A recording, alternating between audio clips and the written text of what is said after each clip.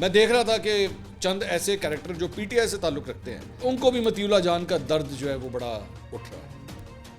ये वही मतीउल्लाह जान है जब एक दफ़ा इस्लामाबाद हाई कोर्ट में जब वो मौजूद था ना, तो उसके ऊपर गंदे घटिया इल्ज़ामात आप लोगों ने लगाए थे। इसी मतीउल्लाह जान, ये वही मतीउल्लाह जान है जिसके ऊपर खान साहब के दौर के अंदर इसी पीटीआई के लौंडे लपाड़ों ने दुनिया जहान की गलीज बकवास जो है ना वो की थी सोशल मीडिया के ऊपर। इसी मतीउल्लाह जान है।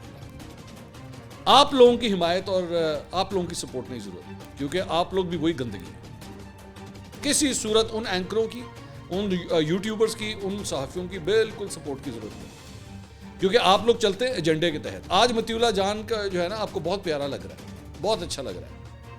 वो इसलिए क्योंकि वो मौजूदा हुकूमत को जो है वो आड़े हाथों लेता है। कल को आप जब हुकूमत में आ गए, वो फिर यही काम करेगा, आप फिर उसके ऊपर यही कीचड़ उछालें।